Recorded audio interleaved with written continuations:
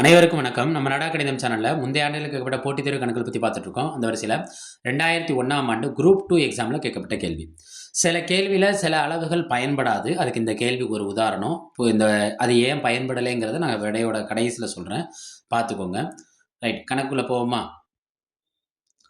60 metre பெருக்கல் 30 metre அளவுள்ள ஒரு செவ்வக வடிவ வயலின் ஒரு மூலையில் 16 மீட்டர் நீளமுள்ள கயிற்றால் ஒரு பசு கட்டப்பட்டுள்ளது.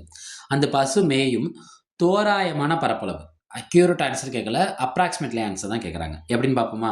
இப்போ நான் என்ன சொன்னேன்னா, ஒரு அளவு பயன்படாதுன்னு சொன்னேன். இப்போ பாருங்கள், ஒரு பசு ஒரு மூலையில் கட்டப்பட்டிருக்கு.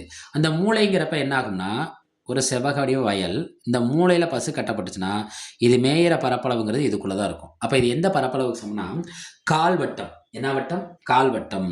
இப்போ பசு மேயும் பரப்புங்கிறது எதுக்கு சமம்னா கால்வட்டத்தின் பரப்பளவுக்கு சமம்.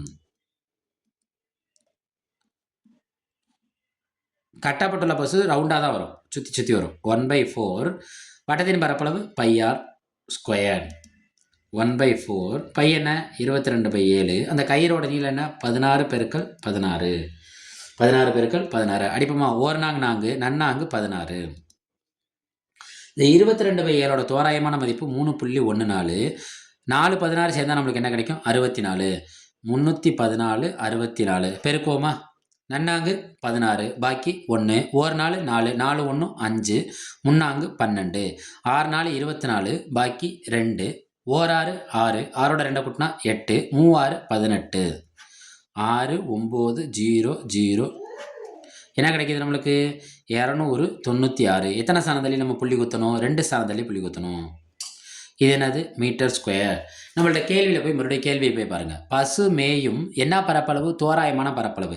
இங்கே புள்ளிக்கு அப்புறம் 5 கூட இருக்குன்னா இதில் ஒன்று கூட்டினோம்னா இது எத்தனை ஆயிரும் தோராயமா? 201 மீட்டர் ஸ்கொயர். இதான் என்னது? பசு மேயும்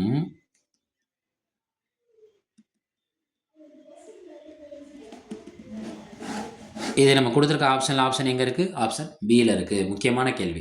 இப்போ நான் சொன்ன மாதிரி தான், இந்த அளவு தேவையில்லை. ஏன்னா இந்த வயலோட பரப்பளவு கேட்கல, அல்லது பசு மேயாத பகுதியின் பரப்பளவு கேட்கல.